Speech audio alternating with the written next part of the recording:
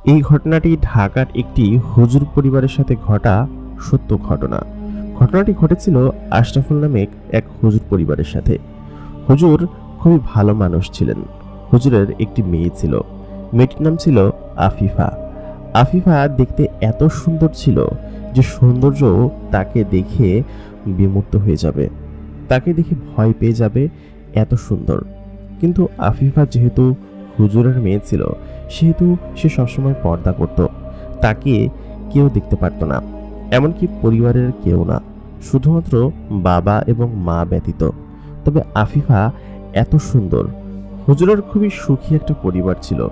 হুজুর একই সাথে অনেকগুলো মক্তব নির্মাণ করেছেন, তার হাতে অনেক মসজিদও নির্মাণ হয়েছে। সে খুবই ভালো এবং কয়েকটা মাদ্রাসায়ও পড়িয়েছেন। তখন তিনি মিরপুর 12 নম্বরের একটি মসজিদে ইমামতি করতেন। এলাকার মানুষ তাকে খুব ভালো জানত। আফিফা পাশেরই একটি মাদ্রাসায় পড়াশোনা করত। মহল্লার ছাত্রছাত্রীদেরকে, মানে ছোট ছেলে মেয়েদেরকে বাসায় পড়াতো। সব মিলিয়ে এত সুখী একটা পরিবার। কিন্তু হঠাৎ করে এই সুখী পরিবারের দিকে কারো হয়তো বদ নজর লেগে যায়। হঠাৎ করে আফিফার মা শুনতে পায় আশরাফুল হুজুর নাকি সাভারের একটি স্থানে সড়ক দুর্ঘটনায় মারা গিয়েছে। এই ঘটনা শোনার পর আফিফা এবং তার মা একদম শকে চলে যায়, কারণ তাদের এত সুখী একটা পরিবার, এর মধ্যে এটা কি ঘটে গেল তারা তো বিশ্বাসই করতে পারে না।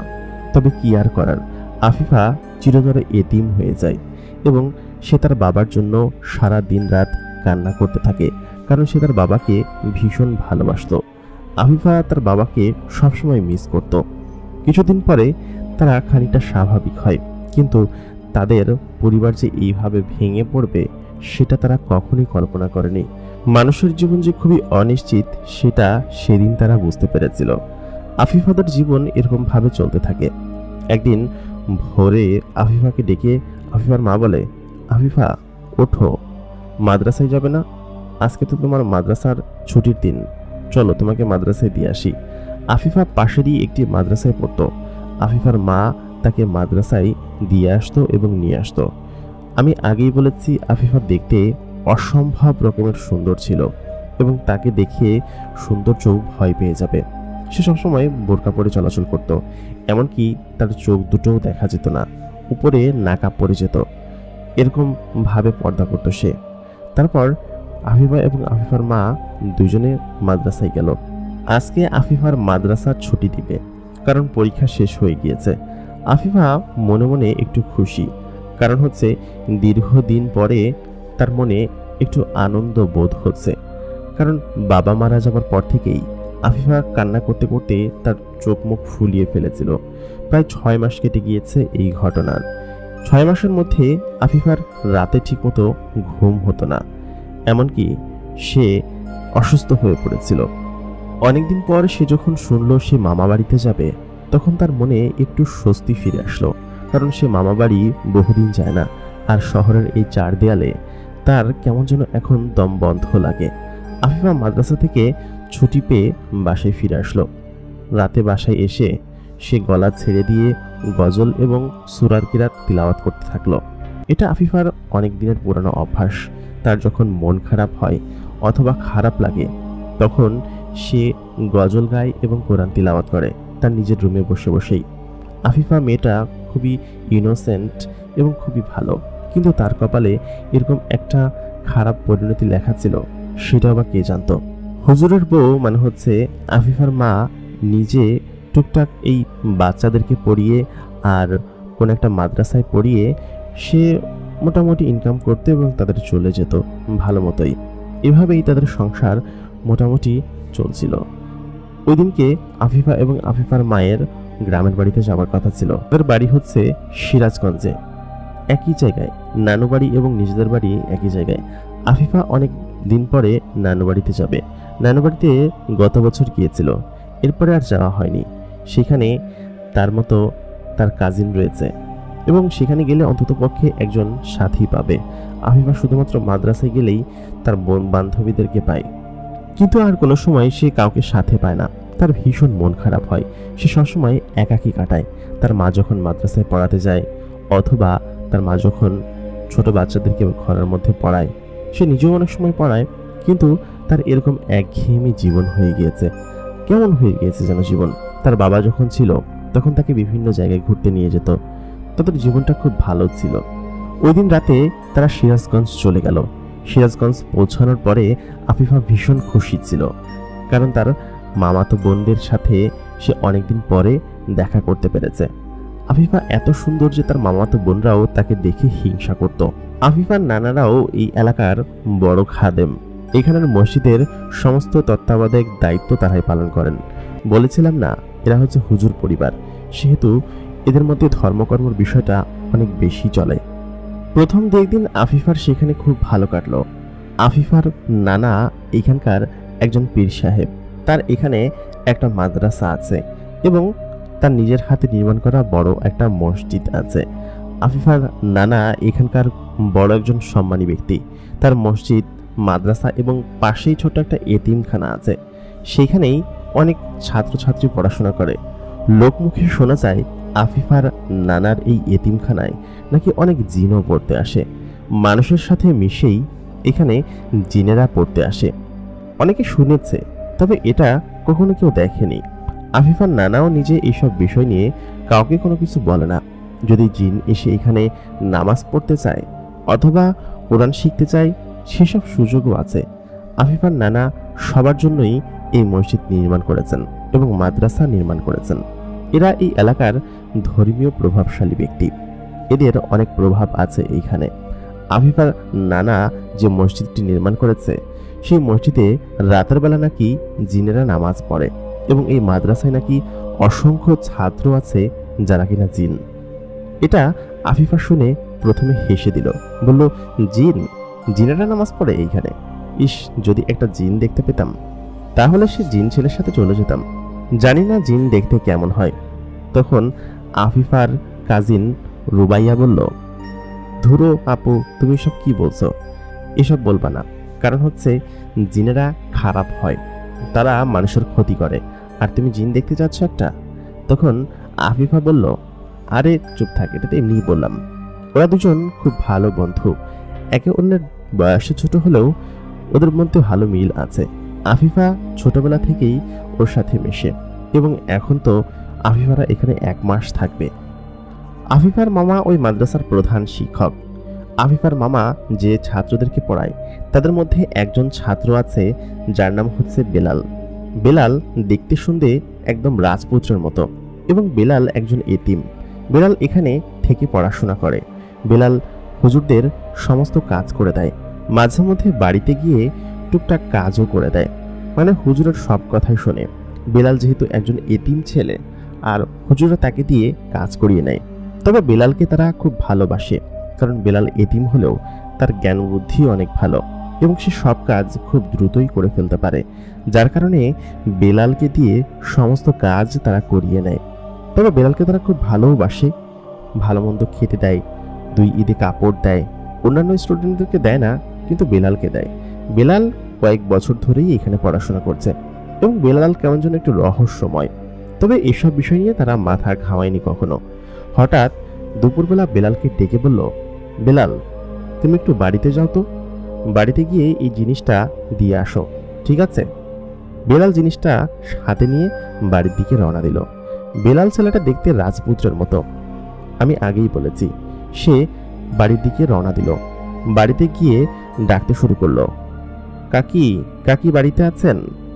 বাড়িতে অনেক লোক থাকে। তখন ভেতর থেকে একজন বেরিয়ে আসলো, বলল, আরে বেলাল, আয় ভেতরে আয়, কিছু খেয়ে যা। কাকিও তাকে খুব ভালোবাসতো, কারণ হচ্ছে বেলাল ছেলেটা খুব ভালো। তাকে ভেতরে নিয়ে গেল। ভেতরের রুমে বেলাল বসে আছে। বেলালকে কিছু খাবার খেতে দিল, কারণ হচ্ছে বেলাল মাঝে মধ্যে আসলেই তাকে টুকটাক খাবার খেতে দিত। বেলাল ছিল হুজুরের প্রিয় স্টুডেন্ট। হঠাৎ করেই রুমের মধ্যে এরকম কেউ একজন এসে পড়বে, বেলাল সেটা ভাবেনি। আর ড্রয়িং রুমে সাধারণত বাইরের কেউ প্রবেশ করে না, বাইরের পুরুষ মানুষ তো দূরের কথা। আফিফা হিজাব ছাড়াই ড্রয়িং রুমে প্রবেশ করলো। আফিফার গায়ে একটা হালকা মিষ্টি রঙের 3 পিস পরা, তার বুকের উপর ওড়না নেই এবং তার হিজাব সহ সবকিছুই খোলা। আফিফা হচ্ছে একটু পরে গোসল করতে যাবে, যার কারণে সে ড্রয়িং রুম দিয়ে তার নিজের রুমে যাচ্ছিল। সে এতক্ষণ ওই পাশে তার মামির রুমে ছিল, তারা গল্প করছিল। হঠাৎ করেই আফিফা যখন ড্রয়িং রুমে প্রবেশ করলো, বেলালের চোখে তার চোখ পড়ে গেল। আফিফা নিজেও কল্পনা করতে পারেনি যে ড্রয়িং রুমে কোনো একটা ছেলে বসে থাকবে, আর বেলাল নিজেও ভাবতে পারেনি যে সে এত সুন্দর কোনো কিছু দেখতে পাবে। বেলাল আফিফার চেহারার দিকে তাকিয়ে মানে একদম পাগল হয়ে যাচ্ছিল, মানে তার চোখ ঝলসে যাচ্ছিল আগুনে, এই পরিমাণ রূপ ছিল আফিফার। বেলাল আফিফাকে দেখে একদম পাগল হয়ে যাচ্ছিল। হঠাৎ করেই তারা দুইজন নিচের দিকে চোখ নামিয়ে নিল এবং আফিফা দৌড়ে ঘরের ভেতরে চলে গেল। বেলালের মাথা নষ্ট হয়ে গিয়েছে। সে এটা কি দেখলো? এটা কি আসলেই কোনো মানুষ ছিল? এত সুন্দর কেউ হতে পারে? এটা অকল্পনীয় ব্যাপার। বেলালের মাথা খারাপ হয়ে গেল। বেলাল সাথে সাথে উঠে বসলো, উঠে ওইখান থেকে বেরিয়ে যাচ্ছিল। ঠিক তখনই তার কাকি তাকে ডেকে বলল, কি রে, চলে যাচ্ছিস কেন? বেলাল হন্তদন্ত করে বলল, না কাকি, কিছুই না। তারপর বেলাল দ্রুত করে সেখান থেকে চলে গেল। বেলাল মাদ্রাসায় গিয়ে তার হুজুরকে বলল, আমি দিয়ে এসেছি। তারপর বেলাল পড়াশোনায় বসে গেল। বেলালের পড়াশোনা কেন যেন হচ্ছিল না। বারবার ওই মেয়েটার চেহারা ওর ওপর ভেসে আসছিল, তার চোখের উপর ভেসে আসছিল। বেলালের রাতে ঘুম হলো না। সে কি করবে কিছুই বুঝতে পারছে না। তার মাথা খারাপ হয়ে গিয়েছে। প্রথমবারের মতো কাউকে দেখে তার মনের মধ্যে এরকম ধরনের অনুভূতির সৃষ্টি হলো। ওদিকে আফিফা নিজেও প্রথমবার মতো কোনো পুরুষকে দেখলো, একদম সামনাসামনি। এত কাছাকাছি থেকে বাহিরের কোনো পুরুষকে সে কখনোই দেখেনি। তাকে দেখে আফিফার মনেও একটা অন্যরকম অনুভূতির সৃষ্টি হলো, কারণ বেলাল ছিল রাজপুত্রের মতো দেখতে সুন্দর। কিন্তু পরবর্তীতে বেলালের চেহারা আফিফার মনের মধ্যে ভাসছিল। আফিফা মনে মনে একটু খুশি ছিল। হঠাৎ করেই বেলালের কানে আসলো কেউ একজন জোরে জোরে সূরা তিলাওয়াত করছে। বেলালের খুবই পছন্দের একটা সূরা, আল রহমান সূরা। কণ্ঠটা এত সুন্দর, বেলাল আর ঘরে থাকতে পারল না। সাধারণত এই সময়ে ঘরের দরজা এবং মাদ্রাসার গেট বন্ধ থাকে, কিন্তু বেলালের এসব কিছুতে যায় আসে না। বেলাল জানালা ভেদ করে বেরিয়ে গেল, কারণ বেলাল যে কোনো মানুষ না, সে হচ্ছে একটা জিন। বেলাল যে একটা জিন সেটা এই মাদ্রাসার প্রধান হুজুরও জানেন, এমনকি আফিফার নানা সভাপতি যে সেও জানেন। তবে বেলালকে অন্য কেউ চেনে না, সবাই মানুষ হিসেবেই চেনে। বেলাল রাত্রেবেলা বের হয়ে গেল ওই দিক দিয়ে। তারপর বেলাল সেই জায়গায় গেল যেখান থেকে কণ্ঠটা ভেসে আসছিল। বেলাল জানালা দিয়ে ঘরের ভেতরে তাকালো, দেখলো আফিফা সেই মিষ্টি রঙের জামাটা এখনো পরে আছে এবং সে একটা চেয়ারের উপর বসে জোরে জোরে সূরা আল রহমান তিলাওয়াত করছে। বেলালের মুগ্ধতার ঘোরই যেন কাটছিল না। সে আফিফার দিকে তাকিয়ে এক দৃষ্টিতে তার কোরআন তিলাওয়াত শুনছিল। আহ, কি মধুর এ বাড়ি! শুনে বেলালের কানটা একদম ভারী হয়ে গেল। হঠাৎ করেই বেলালের হাত থেকে কিছু একটা নিচে পড়ে গেল এবং জোরে একটা শব্দ হলো। আফিফা বাইরের দিকে তাকাতেই দেখলো বেলাল জানালার কাছে দাঁড়িয়ে আছে। আফিফা দেখে ভয় চিৎকার দিয়ে উঠল। আফিফার মামাতো বোন দেখে বলল, কি হয়েছে? তখন ও বলল, ওই যে ওইখানে কে যেন। তখন তাকে দেখলো ওইখানে কেউ নেই, কারণ বেলাল যেহেতু একটা জিন, সেহেতু সে মুহূর্তের মধ্যেই অদৃশ্য হতে পারবে। বেলাল যখন এখানে এসেছিল তখন আফিফা ভাবলো হয়তো সে মনে মনে ভুল কিছু দেখেছে, হয়তো ওই ছেলেটার কথা সে ভাবছে বারবার, সেহেতু তার এটা মনে হতেই পারে। তারপর ওদিন সবাই ঘুমিয়ে পড়ল। বেলালও সেখানে গিয়ে ঘুমিয়ে পড়ল, কিন্তু কোনোভাবেই আফিফার চেহারা তার চোখ থেকে সরাতে পারছিল না। ওদিকে আফিফারও একই অবস্থা। প্রথমবার বেলালকে দেখে তার চেহারা কোনোভাবেই তার চোখ থেকে সরাতে পারছিল না। হন্তদন্ত করে এরকম ভাবেই চলতে থাকে। রোজ বেলাল আফিফাকে এরকম ভাবে দেখতে যেত। বেলালের নিজের কণ্ঠ ছিল ভয়ঙ্কর রকমের সুন্দর। আফিফার চেহারা যেমন সুন্দর, বেলালের কণ্ঠও তেমন সুন্দর। বেলাল একদিন ভাবল সে আফিফাকে সূরা আর রহমান তিলাওয়াত করে শোনাবে। আফিফা সেদিন তার নিজের রুমে একা একাই ছিল। আফিফা নিজের রুমে ঘুমাচ্ছিল। তখন বেলাল মধ্যরাতে গিয়ে আফিফাকে দেখছিল, কারণ তাকে দেখার ঘোর যেন কাটছিল না। সে প্রতিদিনই এই কাজটা করত। আফিফার রুমে গিয়ে বসে বসে সারা রাত ভরে তাকে দেখত। আহ, কি সুন্দর চেহারা! এই চেহারার প্রেমে বেলাল পড়ে গিয়েছে। বেলাল নিজের অজান্তেই গলা ছেড়ে দিয়ে সূরা আর রহমান তিলাওয়াত করতে শুরু করলো। হঠাৎ করেই আফিফার ঘুম ভেঙে গেল এবং সে শুনতে পেল তার ঘরের মধ্যে একটা গায়েবী কণ্ঠ কোরআন তিলাওয়াত করছে। আফিফা ভয় পাওয়া তো দূরের কথা, বরং সেটা শুনতে তার কাছে একদম মধুর মতো লাগলো। তবে এটা যে বেলালের কণ্ঠ সেটা আফিফা বুঝতে পেরেছে। কারণ হচ্ছে বেলালের কণ্ঠ এর আগেও সে শুনেছে ড্রয়িং রুমে।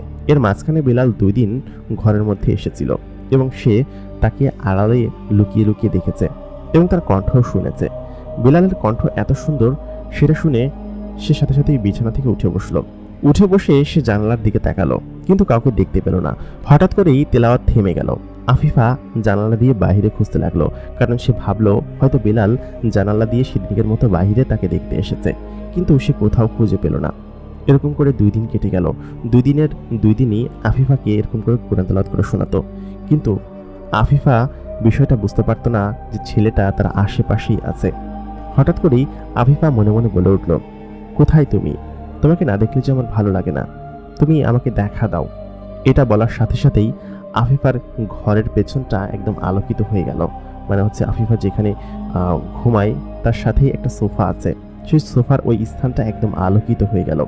আফিফা দেখতে পেল একটা রক্তবর্ণ আলো তার পেছনে, সাদা সেতসেতে আলো। আফিফা দেখে প্রথমে ভয় পেল, কিন্তু আস্তে আস্তে সেই আলোটা মিলিয়ে একটা মানুষ হয়ে গেল এবং আফিফা যেটা দেখতে পেল সেটা দেখে আফিফা অনেকটা খুশি হয়ে গেল। কারণ সোফার উপর যে বসেছিল সে আর কেউ নয়, সে হচ্ছে বেলাল। ওই দিনের পর থেকেই আফিফার মধ্যে অনেক পরিবর্তন আসতে শুরু করে। সবাই দেখত আফিফা একা একা ঘরের মধ্যে দরজা বন্ধ করে বসে থাকতো। আফিফা দেখা যেত আম গাছে উঠে পা দুলিয়ে আম খেত, কিন্তু আফিফার স্বভাব তো এরকম ছিল না। সে পর্দা করত, যদিও ঘরের মধ্যে বাড়ির মধ্যে কেউ আসে না, তবে আফিফার জীবনে কোনোদিন আম গাছে ওঠেনি।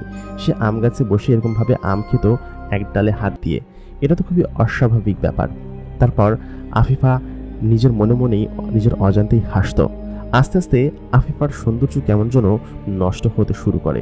তার চোখের নিচে কালি পড়ে যাচ্ছিল, কারণ সে হয়তো রাত্রেবেলা ঘুমাতো না। সারা রাত সে এরকমভাবেই হাসত। প্রায় 10-15 দিন কেটে যায়। এরকমভাবে আফিফার অদ্ভুত আচরণ আফিফার মা লক্ষ্য করে। সে তাকে জিজ্ঞেস করে, কিরে তোর সাথে কি হয়েছে? আফিফার মা বিষয়টা দেখে সন্দেহভাজন মনে করে এবং তার ভাইকে জানায় যে তোর ভাগ্নি তো এরকম করছে, এ তো এরকম ছিল না, এখানে আসার পরেই এরকম হয়েছে। আফিফাকে দেখে সবাই একটু অবাক হয়, কারণ ও তো এরকম ছিল না। ও হাসি খুশি থাকতো, সবসময় সবার সাথে ভালোভাবে কথা বলতো, কিন্তু ইদানিং কেমন জানি ওর স্বভাবে একটু পরিবর্তন এসেছে। এটা সবাই লক্ষ্য করছে। আফিফার নানা হঠাৎ করে একদিন ঘরের মধ্যে প্রবেশ করলো। আফিফার নানা সাধারণত এখানে থাকতো না, বিভিন্ন জায়গায় মাহফিলে যেত বা বিভিন্ন প্রোগ্রামে থাকতো। রাত্রেবেলা অনেক দেরি করে বাড়িতে ফিরত। ওদিনও অনেক দেরি করে আফিফার নানা বাড়িতে ফিরল। বাড়িতে ফেরার পরে আফিফার নানা বেলালকে তাদের ঘরের বারান্দায় দেখে অবাক হয়ে গেল। বলল, কিরে বেলাল, তুই এখানে কি করছিস? তুই মাদ্রাসা থেকে এখানে এসেছিস কেন? তোকে বারবার বলেছি না যে তুই যে একটা জিন সেটা যেন কেউ টের না পায়? তুই মাদ্রাসা থেকে কেন বের হয়ে এসেছিস এখানে? এরকমটা তো কখনো করিস না। তারপর বেলাল সেখান থেকে চলে গেল। আফিফার নানা ঘরের ভেতর প্রবেশ করে আফিফার মামার কাছ থেকে এবং তার মেয়ের কাছ থেকে এই ঘটনা শুনে সে কিছুটা অবাক হলো। বলল, কি বলিস? সত্যি? সে আফিফার কাছে গেল, দেখলো সে সুস্থ সবল একটা মেয়ে চুপচাপ খাটের উপর বসে আছে। কিন্তু কিছুক্ষণ পর হঠাৎ করেই তার রূপ পরিবর্তন হয়ে গেল এবং সে বলল, তোমরা তাড়াতাড়ি এখান থেকে বের হয়ে যাও, দ্রুত বের হয়ে যাও। আফিফার নানা কিছুটা আজ করতে পারলো, কারণ হচ্ছে বেলালকে সে যেহেতু বারান্দায় দেখেছে আর আফিফা ঘরের মধ্যে, আর বেলাল নিজেও একটা জিন, এটা নিশ্চয়ই বেলালের কাজ হবে। আফিফার নানা অনেক কামেল একজন পীর ছিলেন, সে সমস্ত কিছুই দেখেই বলে দিতে পারত। আফিফা তখন জোরে জোরে চিৎকার করতে লাগলো, বলতে লাগলো, তোমরা এখান থেকে দ্রুত বের হয়ে যাও, তাড়াতাড়ি বের হয়ে যাও, আমি ঘুমাবো। তাই বলে ঘরের দরজা লাগিয়ে দিলেন। আফিফার নানা সন্দেহভাজন হয়ে বেলালের দিকে নজর রাখতে শুরু করলেন। রাত তখন 2:30টার মতো হবে। আফিফার নানা তখনও ঘুমায়নি, সে বাইরের দিকে তাকিয়ে আছে। দেখলো বেলাল মাদ্রাসার জানালা দিয়ে বেরিয়ে আসলো এবং চুপ করে আফিফার রুমের মধ্যে ঢুকে গেল এবং জানালা দিয়ে তাকিয়ে দেখলো বেলাল আফিফার কোলের মধ্যে শুয়ে আছে এবং তারা গল্প করছে। আফিফা তার দিকে তাকিয়ে আছে এক দৃষ্টিতে এবং তারা গল্প করছে। এটা দেখে আফিফার নানা ভীষণ রেগে গেলেন এবং সাথে সাথেই সে দরজা লাথি মেরে ভেঙে ফেললেন। তারপর বেলালকে দেখে বলল, তুই এটা কিভাবে করতে পারলি বেলাল? এটা বলার পর বেলালের ভয়ঙ্কর রূপটা তখন তারা দেখতে পেল। সে একটা বাস্তব জিনে পরিণত হয়ে গেল, যেমনটা তার আসল রূপ থাকে। সে আফিফার নানাকে বলল, আমি আপনার নাতিকে ভালোবাসি এবং আমি সাথে করে তাকে নিয়ে যেতে চাই। আপনি দয়া করে বাধা দিবেন না, বাধা দিলে হিতে বিপরীত হয়ে যেতে পারে। আফিফার নানা অবাক হয়ে গেল, যাকে এতদিন এরকমভাবে লালন পালন করছে সে হঠাৎ করে এরকম পরিবর্তন হয়ে যাবে। তাকে কত ভালোবাসতো ওরা, কিন্তু হঠাৎ করেই তার এমন রূপ দেখে ওরা ভীষণ অবাক হয়ে গেল। তারপর সবাই ছুটে আসলো এবং দেখলো আফিফা বিছানা থেকে 2 হাত ওপরে ঝুলে আছে এবং তার পাশে কালো একটা ছায়া ভাসমান অবস্থায় দেখা যাচ্ছে। সেই কালো ছায়াটা স্পষ্ট দেখা যাচ্ছে না, তবে বোঝা যাচ্ছে যে একটা কালো ছায়া এখানে আছে। আফিফার নানা মামারা সবাই এসে যখন বিষয়টা দেখতে পেল আফিফা ওপরে ঝুলে আছে, তখন তারা ভয় পেয়ে গেল এবং তারা যখন পাশে বেলালকে দেখতে পেল তারা সবাই অবাক হয়ে গেল, কারণ বেলালকে তারা খুব বেশি ভালোবাসতো। তখন বেলালকে তারা নলপাত করতে লাগলো, বলল, বাবা ওকে ছেড়ে দে, ও তো ছোট মেয়ে, তুই তো অনেক বড়, আর তুই একটা জিন, এটা তো কখনো সম্ভব না, তুই ওর উপর কেন ভর করেছিস, তুই ছেড়ে দে। কিন্তু বেলাল কোনোভাবেই তার কথা শুনল না। বেলাল আফিফাকে নিয়ে চলেই যাবে, এরকম পরিস্থিতিতে মানে সে নিয়েই যাবে, কিন্তু কিভাবে নিয়ে যাবে এখান থেকে? আফিফার নানা বলল কি যে তুই ওকে ছেড়ে দে, না হলে কিন্তু তোর খবর আছে, তোর কিন্তু অনেক খারাপ হয়ে যাবে। এটা বলার পর সেই জিনটা মানে হচ্ছে বেলাল অনেক শক্তি খাটাতে লাগলো। আশপাশটা কালো মেঘে ভরে গেল এবং ঘরের মধ্যে সব জিনিস ওলট পালট হয়ে যেতে লাগলো। একটা বাতাস বইছিল। আফিফার নানার দিকে জোরে জোরে কিছু একটা ছুটতে লাগলো এবং সে তার মাথায় লেগে মাথায় সামান্য একটু আঘাত পেল। তখন আফিফার নানা ভীষণ রেগে গেল এবং তার আসল কেরামতি দেখাতে শুরু করলো, কারণ সে চায়নি বেলালের কোনো ক্ষতি হোক। বেলাল তার খুব পছন্দের একজন ছাত্র ছিল। আফিফার নানা দোয়া মন্ত্র দিয়ে বেলালকে বেঁধে ফেললো এবং বলল, তুই এমনটা কেন করলি? তুই তো আমাদের খুব পছন্দের ছাত্র ছিলি, তোর মতো আরো অনেক জিনিস তো আমাদের এখানে পড়ে, কিন্তু তারা তো এমনটা করেনি, তুই কেন আমার নাতির উপর ভর করলি? তখন সেই জিনটা মানে হচ্ছে বেলাল কেঁদে কেঁদে বলল, আমি ওকে ভালোবেসে ফেলেছি, আমি ওকে ছাড়া থাকতে পারবো না, আমি ওকে চাই, দয়া করে আপনি আমাকে ওকে দিয়ে দিন। তখন আফিফার নানা বলল, এটা কখনোই সম্ভব না, তুই একজন জিন, তুই বাঁচবি 1000 বছর আর ও বাঁচবে কয় বছর, আর এটা শরীয়তেও কোনো বিধান নেই, সেহেতু এটা কখনোই সম্ভব না। তুই ভালো ভালোর মতো এখান থেকে চলে যা, আর না হলে বাধ্য হয়েই তোকে আমাদেরকে ক্ষতি করতে হবে বা মেরে ফেলতে হবে, সেটা বুঝতে পারছিস তুই? তখন আবার সে কাঁদো কাঁদো গলায় বলতে লাগলো, আমি ওকে নিয়ে যেতে চাই, আমি ওকে ভালোবাসি।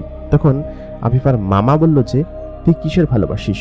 তুই দেখ ওর উপর বশ করে তুই ওকে কি করেছিস, ওর চেহারা নষ্ট করে ফেলেছিস, ওকে একদম শেষ করে ফেলেছিস। তুই ওর উপর বশীকরণ ছেড়ে দে, দেখ ও তোকে চিনে কিনা। অবশ্যই তোকে চিনবে না, এটা তুই ভালো মতোই বুঝতে পারছিস। তুই তাকে বশ করে কতদিন রাখতে পারবি? তুই দয়া করে এখান থেকে চলে যা, আমরা চাই না তোর কোনো ক্ষতি হোক। এরপর সে অনেক দন্তবন্ত করতে থাকে, অনেক জোরে চিল্লাতে থাকে, কারণ হচ্ছে সে কোনোভাবেই কিছু করতে পারছিল না। এরপর আফিফার নানা এবং মামা দুজনেই দোয়া কালাম পড়তে থাকে এবং তাকে বেঁধে ফেলে। বলে কি যে, তুই এখান থেকে যাবি নাকি তোকে আরো কষ্ট দিব? তারপর বেলাল বলে কি যে, আমি এখান থেকে চলে যাচ্ছি, আমাকে আর কষ্ট দিয়েন না, আমার খুবই কষ্ট হচ্ছে। তারপর সে ওইখান থেকে দ্রুত চলে যায় এবং যাওয়ার সময় বলে যায়, আমি আপনাদেরকে কোনোদিনই ক্ষমা করব না, আপনারা আমার সাথে যেটা করেছেন আমি সারা জীবন মনে রাখবো, আপনারা কোনোদিন সুখী হতে পারবেন না। এরকম বলে সে জিনটা ওইখান থেকে কাঁদো কাঁদো গলায় অনেক কান্না করে চলে যায়। চলে যাওয়ার সাথে সাথেই আফিফা শূন্য থেকে বিছানায় পড়ে যায়। সবাই দৌড়ে আফিফাকে গিয়ে ছয়। আফিফাকে গিয়ে ধরার পরে দেখে আফিফার গায়ে প্রচণ্ড পরিমাণ জ্বর এবং তার চেহারা ভেঙে টেঙে মানে এই কয়েকদিনে একদম খারাপ অবস্থা। এতদিন আফিফার ওপর তারা বশ করে রেখেছিল ওই জিনটা, বেলাল জিন। তারপর কিছুদিন পরে আফিফা সুস্থ হয়ে ওঠে এবং আফিফার কাছে জিজ্ঞেস করতে থাকে যে তুই এরকম করেছিস, কিন্তু আফিফার কোনো কিছুই মনে ছিল না, বা সে যে এরকম কোনো কিছু করেছে সেসব কোনো বিষয়ই তার মাথাতে ছিল না। তাকে এইসব বিষয় নিয়ে আর কেউ কিছু বলেও না। তাকে টেস্ট করার জন্য তার মামা জিজ্ঞেস করেছিল যে এরকম কোনো কিছু করেছিস কিনা। সে বলল কি যে, কই না তো, আমি তো এরকম কোনো কিছুই করিনি, আর আমার কিছু মনেও নাই। তারপর আফিফাকে এই ঘটনা আর বলা হয় না। এরপরের 2 দিন পরে আফিফা এখান থেকে চলে যায়। আফিফার নানা তার হাতে এবং কোমরে একটা তাবিজ বেঁধে দেয়। এই তাবিজটা যতদিন তার সঙ্গে থাকবে ওই জিনটা ততদিন তার কাছে আসতে পারবে না। এবং আফিফার নানা বলে কি যে খুব দ্রুতই ওর বিয়ে দিতে হবে, যদি বিয়ে না দিই তাহলে ওই জিনটা হয়তো কোনোদিনই এর পিছু ছাড়বে না, বিয়ে দেওয়া হয়ে গেলে পিছু ছেড়ে দিবে। আফিফার মা বলে কি যে ও তো মাত্র ছোট, 18-19 বছর বয়স, এত দ্রুত আমি মেয়ের বিয়ে দিব না, এবং এরকম ভাবেই চলছে। আফিফার বিয়ে হয়ে গেলে হয়তো ওই জিনটা ওর পিছু ছেড়ে দিবে, তবে এখন অবশ্য কাছে আসে না, তবে যে কোনো সময় আসতে পারে বা ক্ষতি করতে পারে। যদি তাবিজগুলো খুলে ফেলা হয় তাহলে ক্ষতি করার সম্ভাবনা রয়েছে। আফিফা বিষয়গুলো আফসা আফসা জানলেও তার এখন আর ভয় লাগে না, তবে আফিফাকে সে যে বশ করে রেখেছিল সেটা আফিফা খুব ভালো মতোই বুঝতে পারে। প্রিয় দর্শক, আমাদের ঘটনাটি আপনাদের কাছে কেমন লাগলো কমেন্ট করে জানাতে ভুলবেন না। আপনাদের জীবনে যদি এরকম ঘটনা ঘটে থাকে আমাদেরকে ইমেইল করে জানাতে পারেন। আমাদের ইমেইলের ঠিকানা এই ভিডিওর ডেসক্রিপশনে পেয়ে যাবেন, এবং আমাদের ফেসবুক পেজের ঠিকানাও ভিডিও ডেসক্রিপশনে পেয়ে যাবেন। এতক্ষণ কণ্ঠে আমি ইমরান আপনাদের সাথে ছিলাম। এমনই সব চমৎকার ঘটনা শুনতে আমাদের চ্যানেলটিকে অবশ্যই সাবস্ক্রাইব করে রাখুন।